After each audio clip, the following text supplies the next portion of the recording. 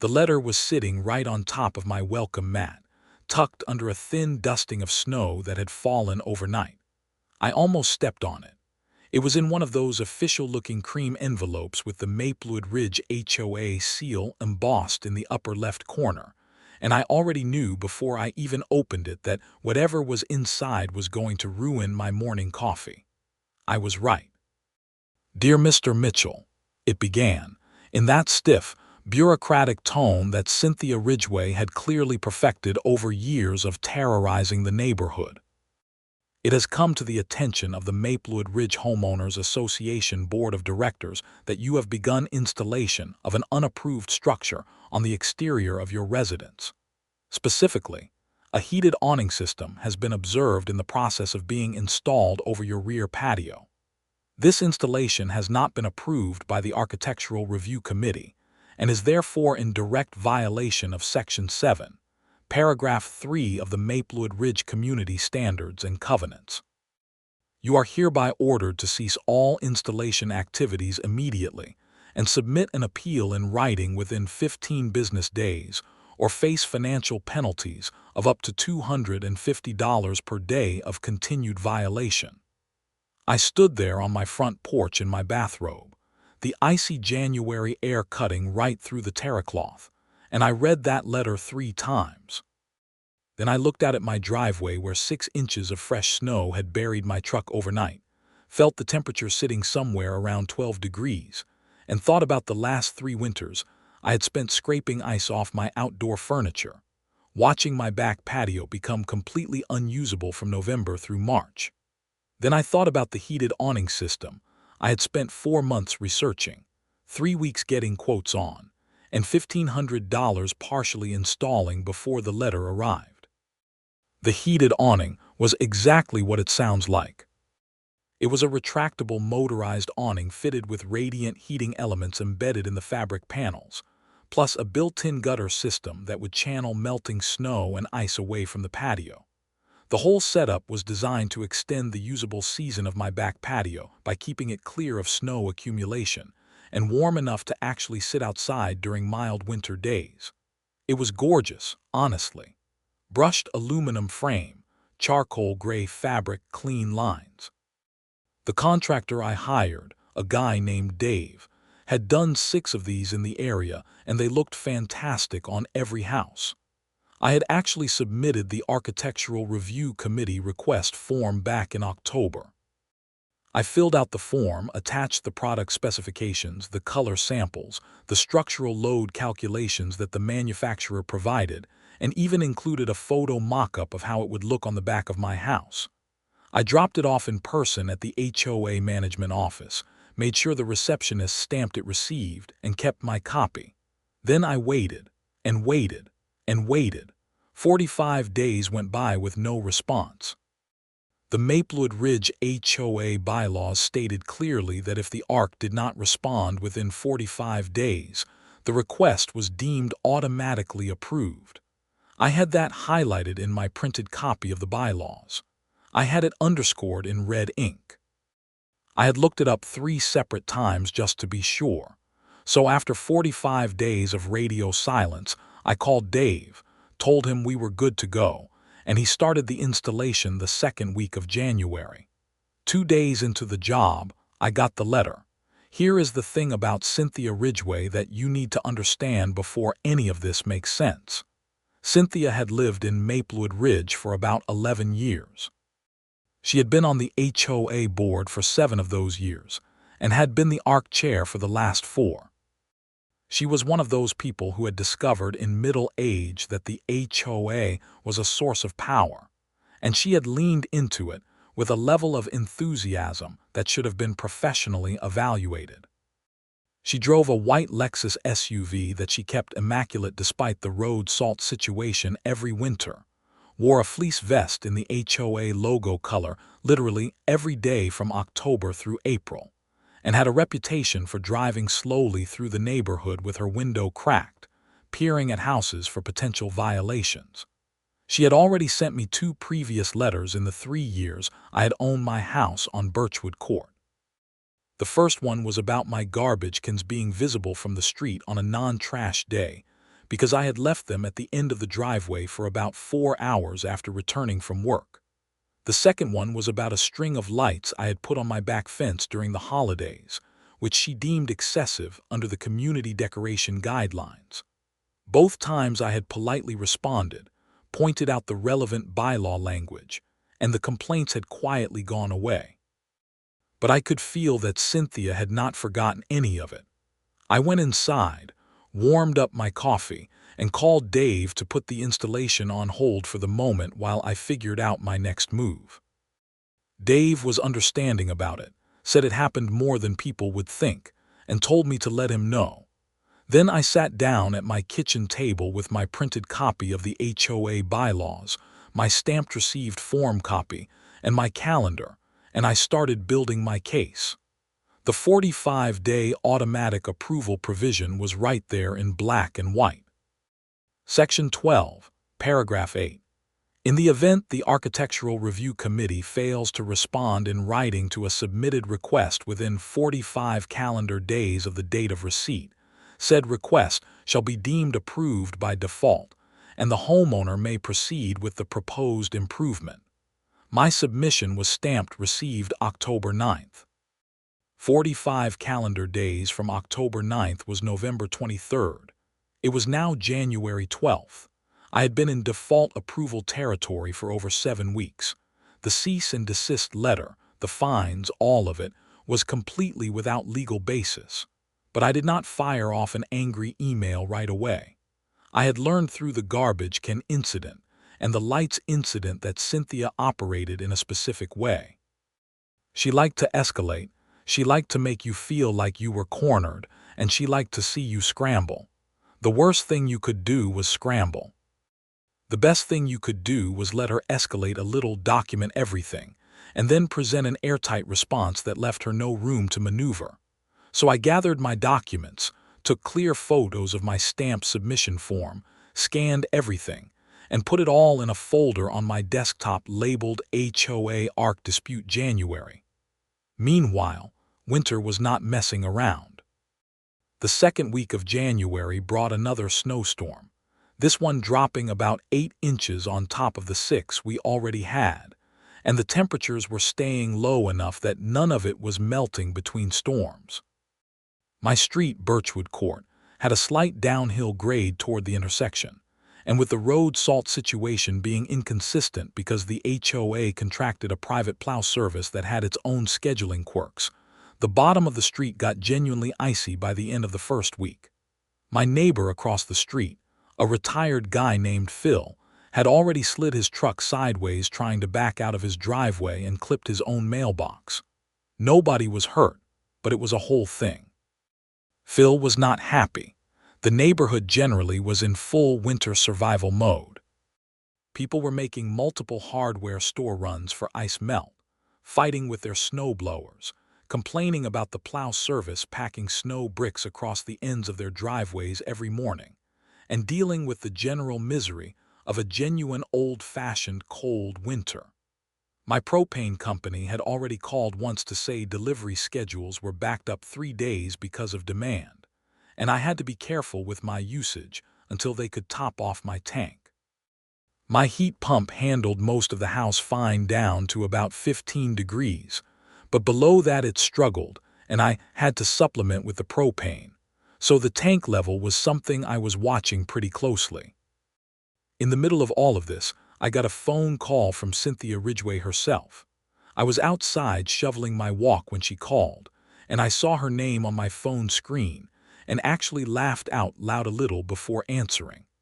"Mr. Mitchell," she said, in a tone that had been carefully calibrated somewhere between polite and threatening, "I'm calling to follow up on the notice you received regarding your unauthorized awning installation. I want to make sure you're aware that the daily fines begin accruing on the 15th of this month if the structure is not removed." I told her I was aware of the letter and that I was reviewing the matter. "There's nothing to review," she said. The ARC did not approve this installation. The installation must stop and the structure must come down. I told her very calmly that my understanding was that the ARC had 45 days to respond and that the deadline had passed without response, which under the community bylaws constituted automatic approval. There was a pause that felt like it lasted about 30 seconds but was probably 5. Then she said, "The ARC's records do not show a received application from you." And there it was. Right there. That was the move. I had been expecting something like it, but hearing it stated out loud still made my stomach drop a little, because it was such a nakedly dishonest thing to say. Either my form had been lost, which was possible but conveniently timed, or she was claiming it never existed, which was something else entirely. I told her I had a stamped copy with the office receptionist's initials on it, and I would be happy to share that with the board. Another pause. "I'd need to look into that. In the meantime, you should not proceed with any further installation." I told her I appreciated her call and that I would be in touch. Then I hung up, went back to shoveling, and started thinking about what my next steps actually needed to be. That evening, I wrote a formal letter to the HOA board. Not an email, a physical letter, because I wanted it to exist on paper in a form that had to be formally received. In the letter, I outlined the timeline of my ARC submission, included a copy of my stamped receipt, cited the specific bylaw paragraph on automatic approval, and formally notified the board that I intended to continue my approved installation. I also included a line noting that I was documenting all communications regarding this matter. I sent it certified mail, return receipt requested, the next morning, and I also emailed a scanned copy to the HOA management company's general inbox. 3 days later, the certified mail green card came back signed. Good. Now they could not claim they hadn't received it. The fines letter arrived on January 16th. Cynthia had started the clock. I photographed it, added it to my folder, and moved on with my life. Dave came back and finished the awning installation on January 17th, and it was absolutely magnificent. The heating elements embedded in the fabric kicked on via a thermostat sensor. The guttering system caught the runoff perfectly. And when I sat on my patio that evening in 22-degree weather under the warm, radiant glow of those fabric panels with a hot cup of coffee in my hand, I genuinely felt like I had won something already even before the legal stuff resolved. My neighbors started coming by to look at it. Phil from across the street walked over and stood there with his hands in his coat pockets just staring at it for a while. "That is," he said finally, "the best thing anyone on this street has ever done." Phil asked me for the contractor's name and number. I gave it to him. Within a week, Dave had 3 more calls from my street alone. Now here is where things got more complicated and also more interesting, because January and February in Maplewood Ridge turned out to be the kind of winter that gets talked about for years afterward. The storms kept coming. By the last week of January, we had accumulated somewhere north of 3.5 feet of total snowfall, and the temperatures had not climbed above freezing on a single day since the first week of the month. Everything was buried. The HOA plow service was showing up irregularly, and when they did show up, they were doing an increasingly mediocre job, which led to a whole separate stream of complaints from residents at the monthly meeting, which I heard about secondhand from Phil. The HOA clubhouse sat at the center of the development, a large building that housed a gym, a multi-purpose room used for meetings and events, a kitchen, and 2 bathrooms. It also had a storage room where the holiday decorations and community event supplies were kept. The roof of the clubhouse was a broad, relatively low-pitched design, which was fine for aesthetics but not particularly great for shedding heavy snow loads. This had come up before, apparently. Phil told me that someone had raised the roof snow load issue at a meeting 2 or 3 years ago, asked whether the roof should be cleared during heavy accumulation winters, and the board had said they would look into it. Cynthia, according to Phil, had dismissed the concern by saying the roof had been there for 22 years and had never been a problem. The roof had not been inspected in about 5 years, as I later found out. The building maintenance contract the HOA held with a local company called Pinnacle Property Services had lapsed the previous spring, and the board, in a budget-trimming move driven largely by Cynthia's preference for keeping dues from increasing in an election year, had not renewed it. So the clubhouse had been going into this brutal winter without any formal maintenance assessment, without a current inspection, and with no one specifically tasked with monitoring the roof snow load. Now, I want to be clear that I did not know all of this at the time. I was just living my life, enjoying my heated awning, fighting my HOA fine dispute, and watching the snow pile up like everyone else. But the universe, it turned out, had a sense of timing. February 4th, a Thursday, was a day I will remember for a while. We had gotten about 14 inches of new snow over the previous 2 days on top of what was already there. I was working from home, which I did 2 days a week, and around 11 in the morning I heard what sounded like a deep, low crack followed by what I can only describe as a grinding rumble that lasted maybe 4 or 5 seconds. It was loud enough that I actually stood up from my desk and went to the window. I could not see the clubhouse from my house, but the sound had come from that direction, and a couple of birds that had been sitting in the tree in my backyard exploded upward and flew off, which always means something notable has happened. Phil called me about 3 minutes later. "Greg," he said, "the clubhouse roof collapsed." I asked him to say that again.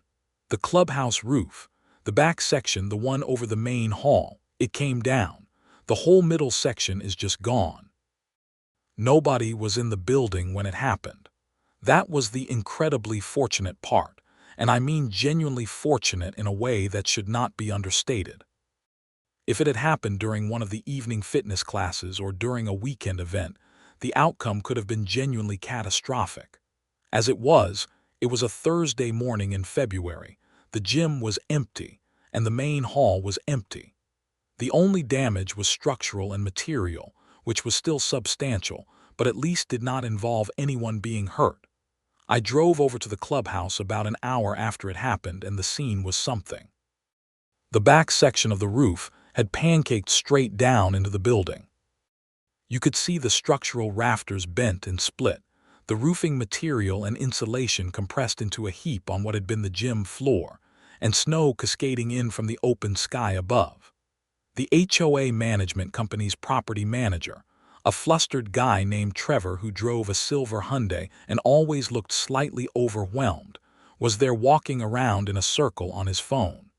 Phil was there. About a dozen other neighbors were standing at the perimeter that someone had established with orange cones and yellow caution tape. Cynthia Ridgeway arrived about 20 minutes after I did. She came in her white Lexus, parked it on the freshly plowed parking area next to the clubhouse, and got out already wearing her fleece vest and a face that suggested she was trying to project calm authority over what was clearly a situation she had absolutely no idea how to manage.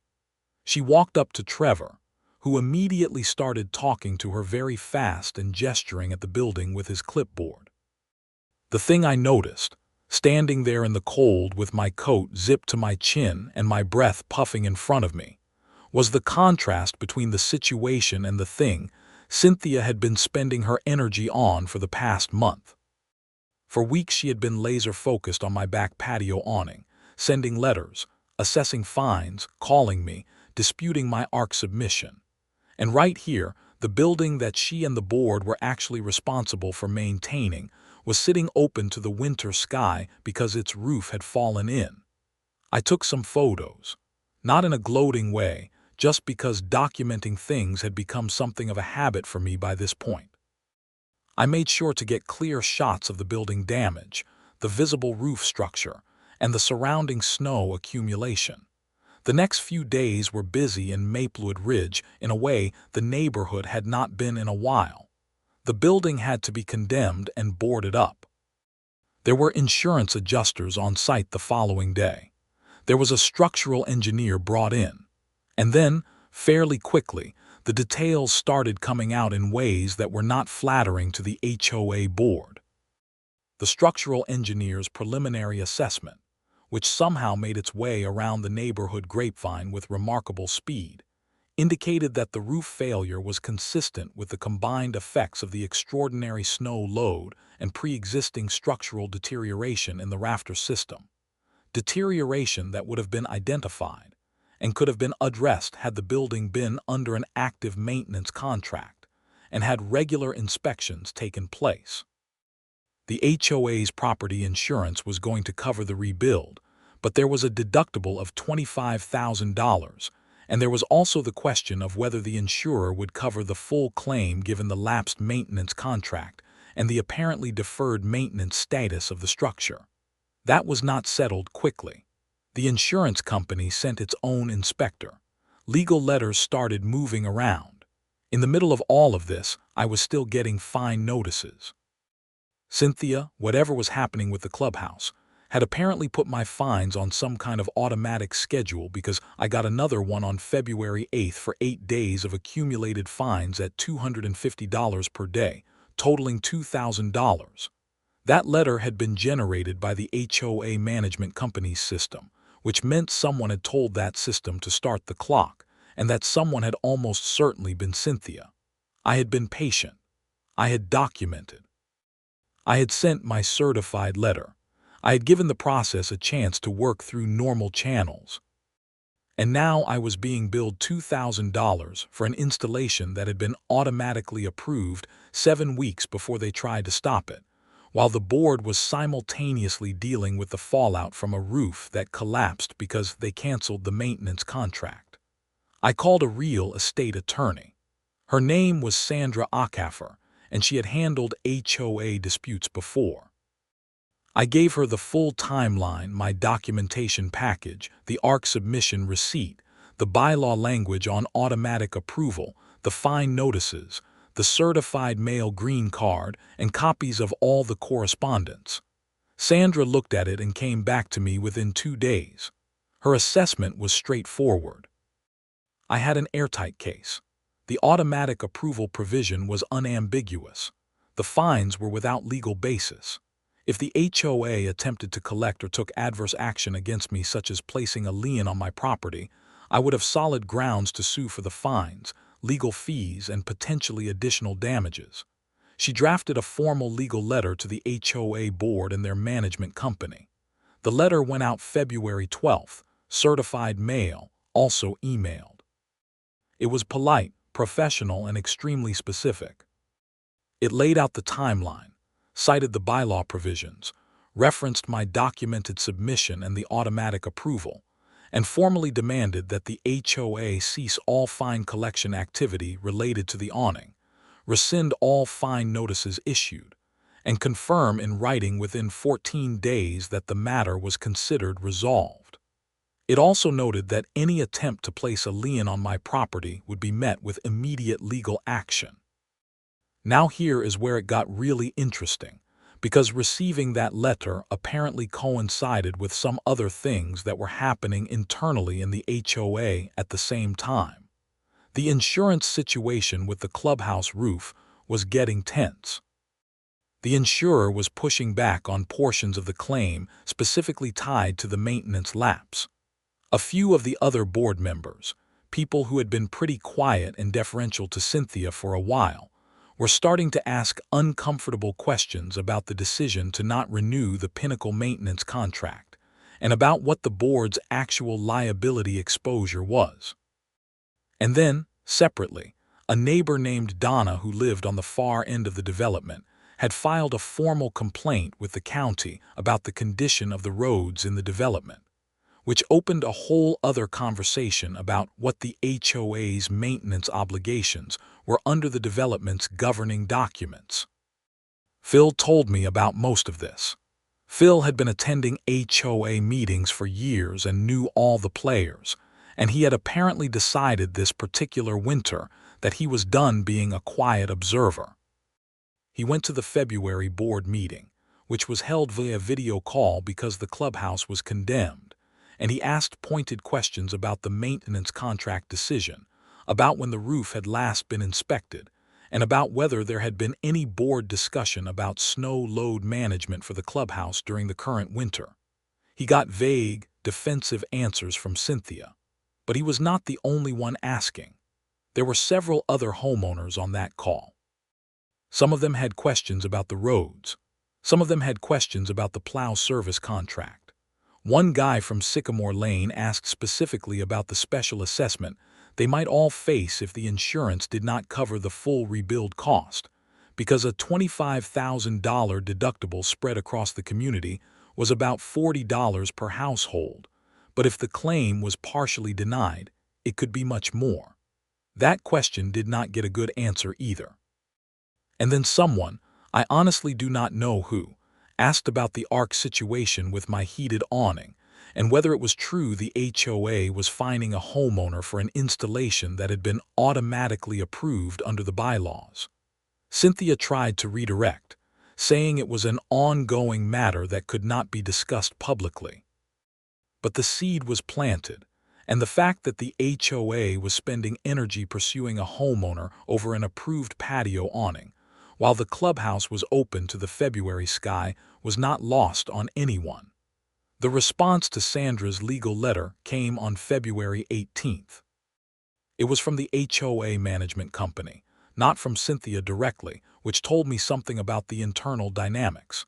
The letter acknowledged receipt, stated that the board was reviewing the matter, and asked for a 2-week extension on the 14-day response deadline. Sandra called me and we agreed that was fine.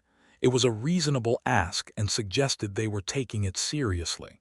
In the meantime, I had a conversation with Dave that was relevant to all of this. Dave, my contractor, had mentioned when he was installing the awning that the heated awning system had a structural load rating that was actually well above what most standard awnings required, specifically because the manufacturer designed it to handle heavy snow accumulation in the event the heating elements were not running or not keeping up in a particularly extreme event. The frame was engineered to hold the load. I had the manufacturer's documentation on this. I had not needed to use this information before because the ARC process had never gotten to the point of evaluating the awning on its merits, but I filed it away in my folder anyway.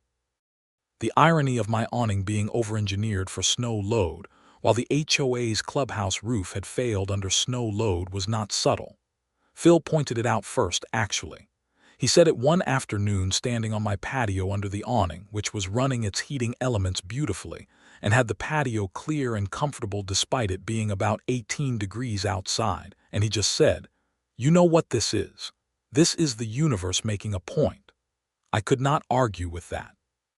February turned into March and the winter kept going, though the temperatures started to occasionally nudge above freezing during the day, which meant the snow started compacting and settling, and the accumulated depth began very slowly decreasing. Not fast enough to feel like relief, but enough that you could see the season was at some point going to end. The clubhouse remained boarded up. The insurance negotiation was ongoing. The structural engineer's report had been completed, and the full document was obtained by Donna through a records request, because the HOA's governing documents required financial and administrative records to be available to homeowners on request, and someone had correctly argued that a structural assessment of HOA common property fell within that category. The report was not kind to the board's decision-making.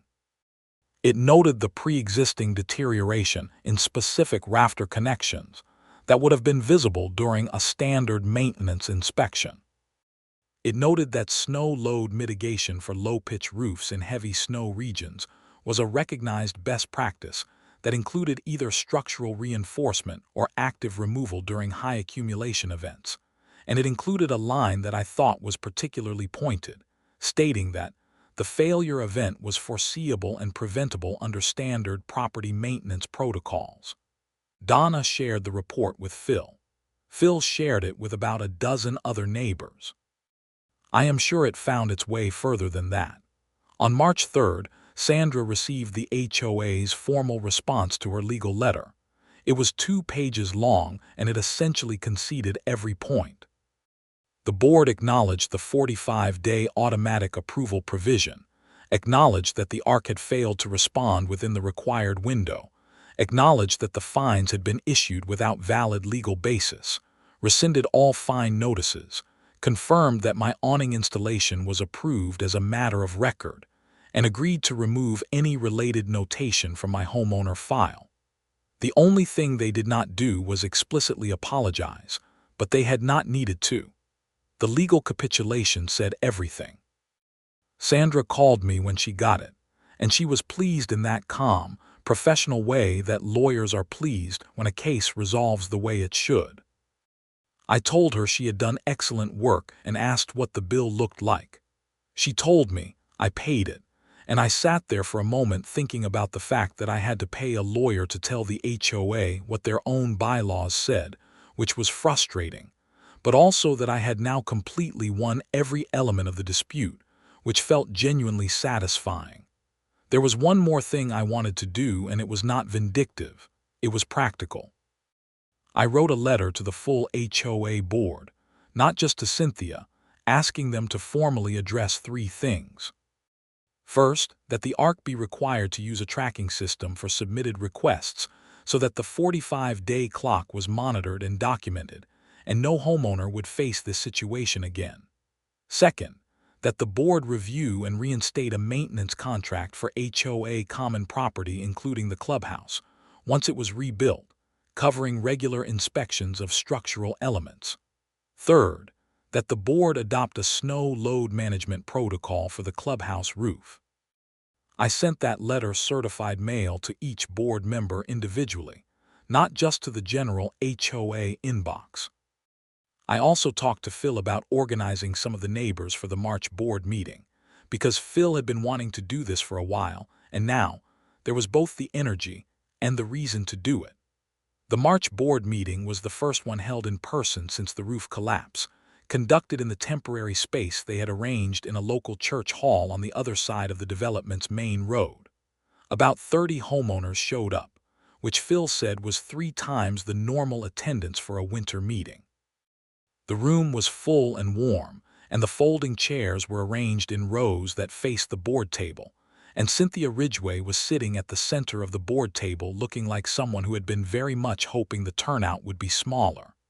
I sat in the second row with Phil on one side and Donna on the other.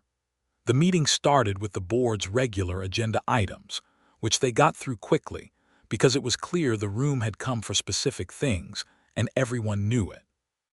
Then the floor was opened for homeowner comments, and the first half hour was essentially a structured accounting of everything that had gone wrong.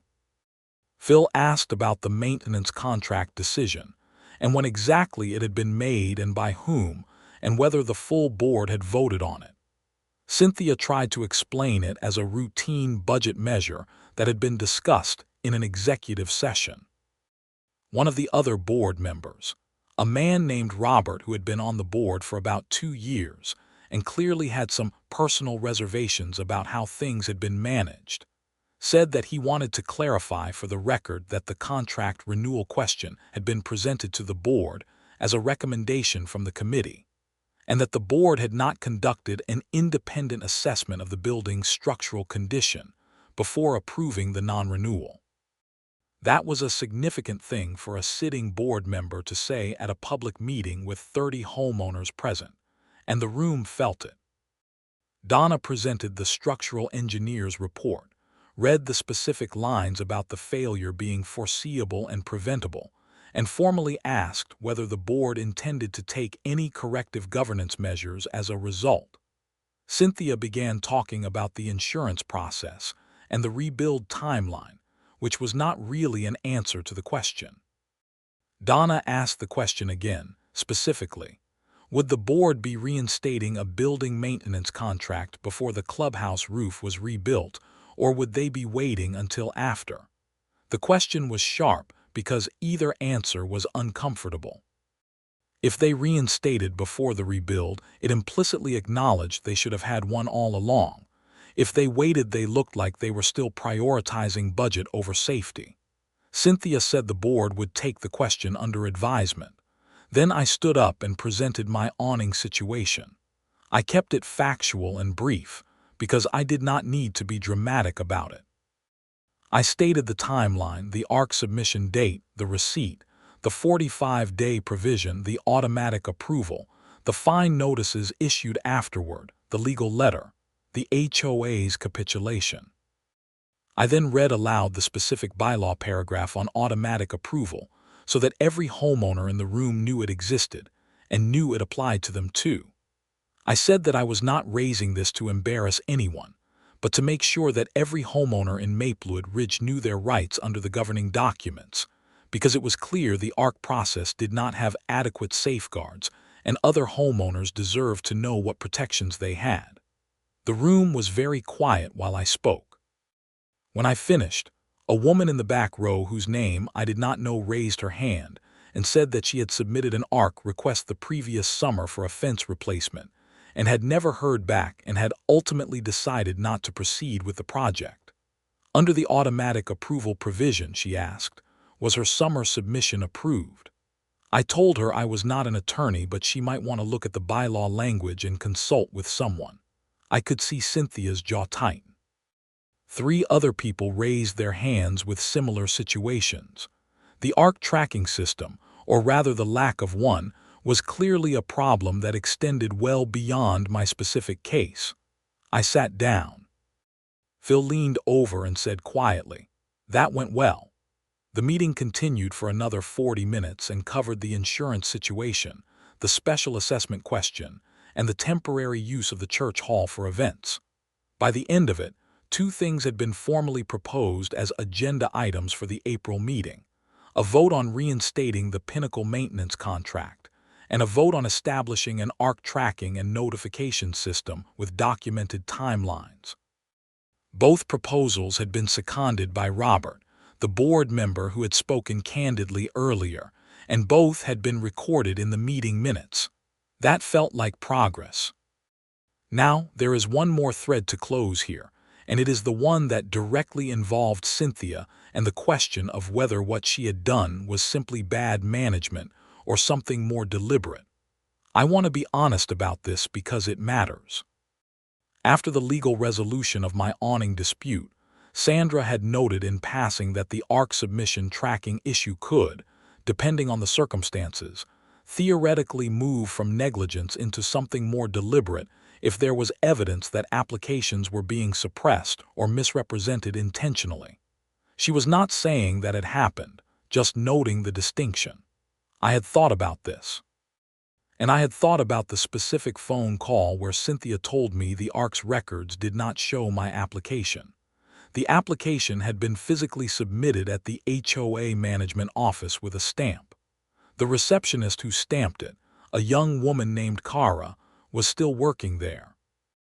And Cara, as it turned out when Phil happened to chat with her briefly during one of the insurance-related visits to the management office, had a distinct memory of my submission, because I had been one of the few homeowners that fall to actually come in and submit a physical package instead of using the online portal, and she had mentioned it to the ARC administrator at the time. The ARC administrator was a volunteer position held by a homeowner, not a paid staff position, and that position had been held for the past 3 years by a woman who was also on Cynthia's social circle and who had stepped down from the position in December, just before all of this blew up. The timing of that resignation, combined with Cara's recollection, and the fact that the management company's formal response to Sandra's letter had not claimed the submission was never received, but had instead simply acknowledged the automatic approval provision and conceded, suggested that the issue with the records was something that had been resolved internally in a way that the management company was not prepared to defend in court. Sandra said she could pursue discovery if I wanted to push the question of whether the application had been deliberately buried, but that it would be expensive and the outcome was not guaranteed, and I had already won everything practical. She laid out the cost-benefit honestly, and I thought about it seriously. I decided not to pursue it, and I want to explain why, because it is not because I thought Cynthia was innocent or because I did not think something questionable had happened. I think something questionable did happen. I think my application may have been deliberately sat on or misplaced to prevent the automatic approval clock from starting. But I had gotten my awning approved, my fines rescinded, my legal costs covered by my own resources, and I had publicly demonstrated the issue to my entire community in a way that had already led to governance reform discussions. The practical outcome was complete. Spending significant money on a lawsuit to prove deliberate misconduct, even if I was right, was not the best use of my time and energy. What I did do was put together a short summary of the situation, just the facts, the timeline, the automatic approval, the fines, the response, without any speculative language about intent, and I shared it with the community newsletter that one of the neighbors put out informally via email. About 200 households in Maplewood Ridge received it. The response was a lot of private messages and replies saying things like, "I had no idea that provision existed," and "something similar happened to us 2 years ago, and thank you for documenting this." That felt like the right outcome. As for Cynthia, the March meeting had not been kind to her publicly, and the insurance situation and the structural report had put the board under real scrutiny. By the time the April meeting rolled around, the vote on the maintenance contract passed 4-1, with Cynthia as the one dissenting vote. The ARC tracking system proposal also passed, requiring a formal acknowledgement letter within 5 days of any submission and a documented timeline through the 45-day window. These were real improvements. Phil told me that 3 of the board members had met privately before the April meeting, and that there had been a frank conversation about governance, and that Cynthia's position on the board was less secure than it had been. Sure enough, at the June annual meeting, Cynthia did not run for re-election. The official reason given was that she was stepping back for personal reasons. Phil had a less generous theory about why she really stepped down, which had to do with an informal conversation one of the board members had apparently had with her about the ARC situation and what the community's continuing confidence in her leadership looked like. But I cannot confirm that because I was not in the room. What I can say is that when the new board was seated in July, Robert was the new board president, and the composition of the ARC committee was entirely different. The clubhouse rebuild was completed in late September of that year, well after winter ended, but just in time for the fall season. The new roof had a steeper pitch than the original, incorporated modern engineered lumber in the rafter system, and included a clear protocol in the HOA's maintenance documents for snow load assessment during heavy accumulation winters. The building looked genuinely nicer than it had before, and the main hall was about 20% larger because they had reconfigured the floor plan during the rebuild. At the ribbon-cutting event in October, Robert gave a short speech that acknowledged the difficult circumstances that had led to the rebuilding, thanked the community for its patience, and said something that I thought was quietly meaningful, which was that the episode had demonstrated why active community involvement in HOA governance was not just a nice idea, but an actual practical necessity. Phil nudged me in the ribs during that part. Back on Birchwood Court, the winter that had started all of this eventually did end, the way winters always do, slowly and then faster, and then suddenly your yard is muddy and there are crocuses coming up, and you have forgotten what 14 degrees felt like. My back patio, which had been completely unusable for 3 of the previous winters I had owned the house, had been perfectly comfortable on every weekend in January and February when the weather was not actively storming. I had hosted Phil and a few other neighbors out there twice in January and once in February, sitting under the warm glow of the heating elements with drinks and plates of food, while the snow sat piled around the edges of the yard, and the stars were visible above the extended awning. Dave, my contractor, finished 9 heated awning installations in Maplewood Ridge by the following fall, which he told me was the most concentrated single neighborhood project he had ever done. He sent me a nice holiday card that December and said to let him know if I ever needed anything else done. Phil had gotten one installed on his patio in April, the moment the weather was warm enough to run the installation without freezing the components, and he had declared it the best home improvement decision he had ever made. The HOA ARC reviewed all 9 of the subsequent awning applications properly within the 45-day window and approved all of them. No fines, no cease-and-desist letters, no phone calls from anyone trying to tell homeowners they could not proceed with structures that had already been approved.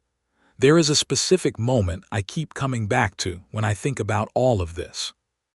It was a Thursday morning in late January, maybe a week after the clubhouse roof had come down, and I was standing on my back patio under the awning with a thermos of coffee, watching the snow fall.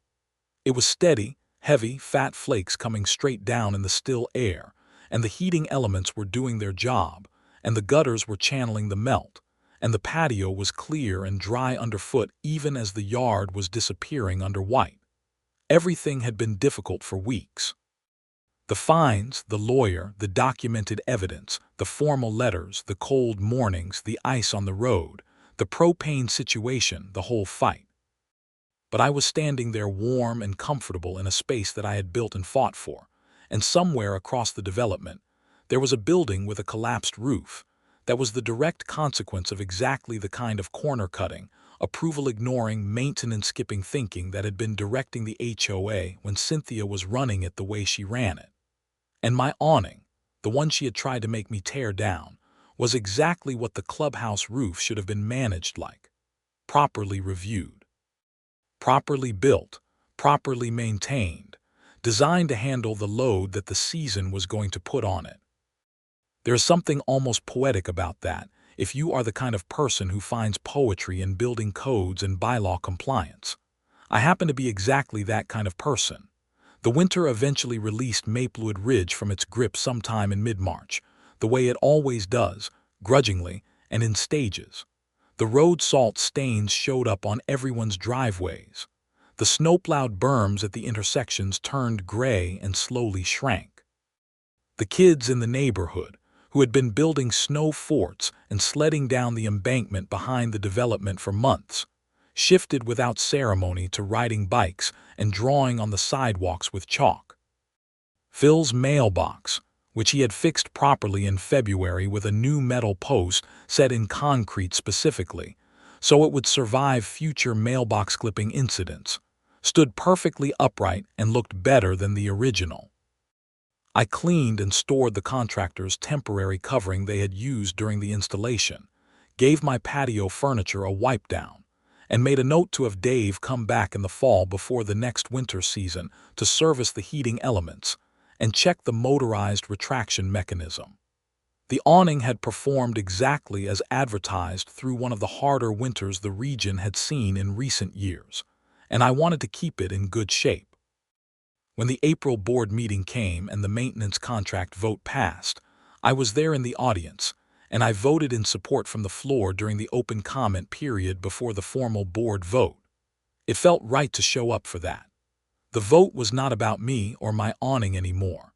It was about the whole community having a governing structure that actually worked, that tracked its own rules, maintained its own buildings, and treated homeowners with the basic honesty that the bylaws required.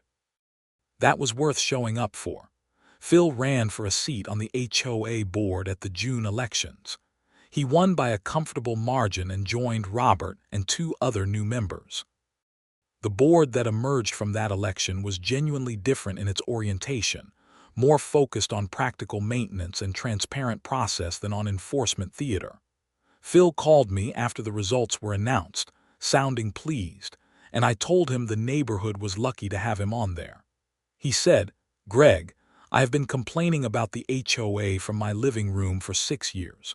It was time to stop watching and start showing up." That is honestly the best summary of how things changed in Maplewood Ridge that I can offer.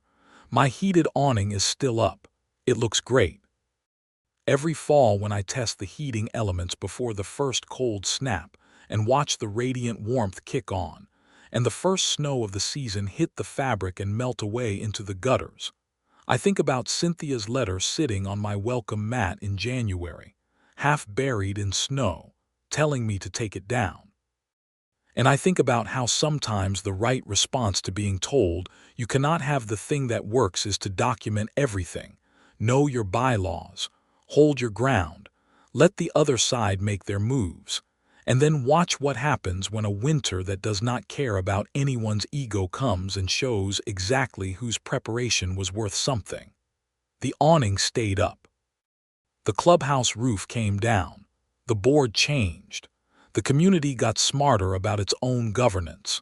Phil gets to sit on my patio with a beer in February, and next winter we will be ready for it.